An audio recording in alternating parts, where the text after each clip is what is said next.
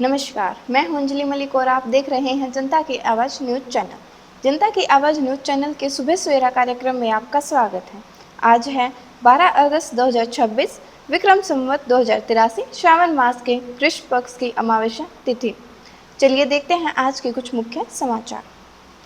अमेरिकी अंतरिक्ष agency NASA ने भारत अमेरिका साझेदारी को और मजबूत बनाने के लिए भारतीय अंतरिक्ष अनुसंधान संगठन इसरो को अपने मून बेस प्रोग्राम में शामिल करने का निमंत्रण दिया है। अमेरिकी दूतावास ने मंगलवार को बताया कि यह पहल आर्टेमिस समझौते के तहत दोनों देशों के बीच अंतरिक्ष सहयोग को और गहरा करने की दिशा में एक महत्वपूर्ण कदम है। विदेश मंत्रालय ने मंगलवार को कहा कि कोई भी चीज़ इस निर्विवाद वास्तविकता को नहीं बदल सकती कि अरुणाचल प्रदेश भारत का अभिन्न और अविभाज्य हिस्सा है। यह बयान चीन द्वारा भारत के पूर्वोत्तर राज्य में 27 स्थानों और भौगोलिक विशेषताओं के नाम तय करने के कदम को निरर्थक और अमान्य बताए जाने के कुछ दिनों बाद आया है। मंगलवार को समुद्री सुरक्षा सूत्रों के हवाले से समाचार एजेंसी रॉयटर्स ने बताया कि पाकिस्तान के तट से दूर ओमान की खाड़ी में एक कंटेनर जहाज के मिसाइल की चपेट में आने की आशंका है। पश्चिम बंगाल के मुख्यमंत्री के हेलीकॉप्टर की खराब मौसम के चलते कोलाकोट में आपातकालीन लैंडिंग कराई गई। अधिकारी कोलकाता के केशपुर जा रहे थे। राजस्थान के जैसलमेर में धाउआ गांव के पास स्कूल बस में आग लगने से उसमें सवार 14 बच्चे बाल बच गए।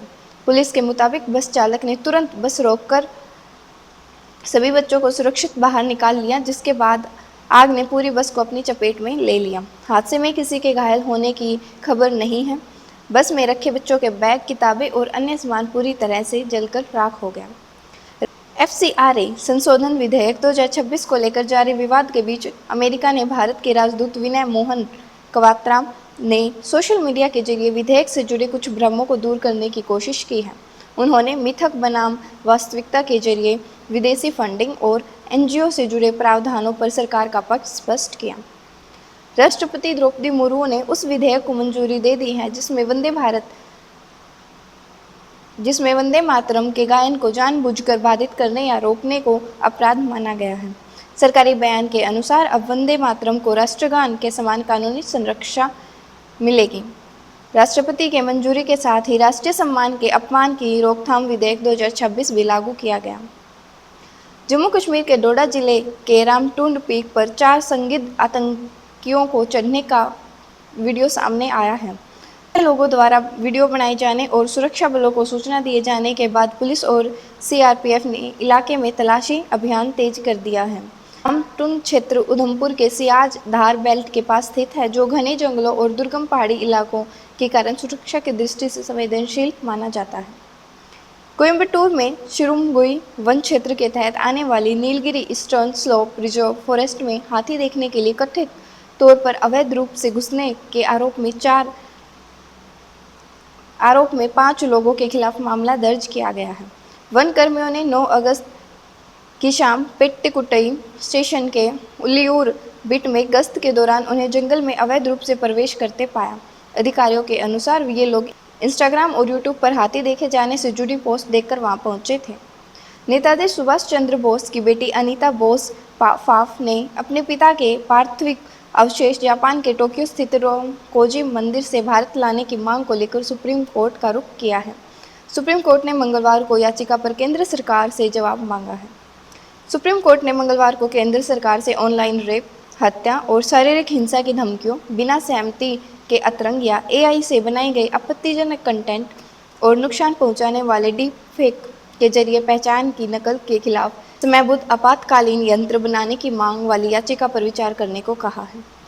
झारखंड में जारी आंदोलन में आम आदमी पार्टी के राष्ट्रीय संयोजक अरविंद केजरीवाल ने मंगलवार को समर्थन दिया। उन्होंने प्रदर्शनकारी छात्रों की मांगों का समर्थन करते हुए सरकार से उनकी समस्याओं का तत्काल समाधान करने की अपील की और कहा कि छात्रों के खिलाफ हिंसा बिल्कुल स्वीकार्य नहीं है। CJP के संस्थापक अभिजीत दिपके ने मंगलवार को झारखंड में छात्र प्रदर्शनकारियों पर लाठीचार्ज की निंदा की। उन्होंने छात्र नेता देवेंद्र नाथ महतो के प्रति एकजुटता जताई, जिन्हें प्रदर्शन के बाद अस्पताल में भर्ती कराया गया है। सत्तारूढ़ NDA सांसदों ने मंगलवार को संसद के मुख्य द्वार के बाहर प्रदर्शन किया। उन्होंने झारखंड में नौकरी के अभ्यर्थियों पर हुई बर्बर पुलिस कार्रवाई का विरोध किया। साथ ही कांग्रेस नेता राहुल गांधी प्रदेश के विभिन्न हिस्सों में चल रहे छात्र प्रदर्शनों पर बहस से कथित तौर पर बचने का आरोप लगाते हुए उनके खिलाफ भी नारेबाजी की।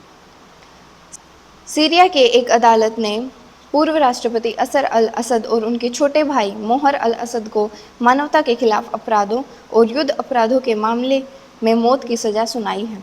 14 साल चले संघर्ष के करीब 5 लाख लोगों की मौत हुई थी। असद के ममेरे भाई आतिफ नजीब को भी मौत की सजा सुनाई गई और फैसला सुनाए जाने के दौरान उन्हें कैदी की वर्दी में पिंजरे के अंदर खड़ा किया गया था। मध्य प्रदेश में भारी बारिश से हालात बिगड़ गए हैं। भोपाल समेत कई इलाकों में जलभराव के कारण जनजीवन प्रभावित हुआ है। कई निचले इलाकों में घरों और सड़कों पर पानी भर गया, जबकि भारी बारिश के चलते बाढ़ जैसी हालात बन गए हैं। प्रशासन और एसडीआरएफ की टीमें राहत बचाव में जुड़ी हुई हैं। राजस्थान के एक केमिस्ट्री शिक्षक को नीट का कथित लीक पेपर मिला था। मकान मालिक ने उन्हें इसकी पीडीएफ दिखाई, जिसके बाद शिक्षक ने सवालों का असली पेपर से मिलान किया। जांच में सामने आया कि मकान मालिक के एमबीबीएस कर रहे बेटे ने पीडीएफ व्हाट्सएप के जरिए भेजी थी। भारत में 10 रुपये और 20 रुपये के पॉलीमर यानी प्लास्टिक नोटों के फील्ड ट्रायल को मंजूरी मिल गई है। ट्रायल के दौरान दोनों मूल वर्ग के 100 करोड़ नोट छापे जाएंगे। पॉलीमर नोट कागजी नोटों की तुलना में ज़्यादा टिकाऊ हैं और कुछ देशों में ऐसे नोट 30 साल तक भी चलते हैं। धन्यवाद। आज का कार्यक्रम यहीं समाप्त होता है। जय हिंद, जय भारत।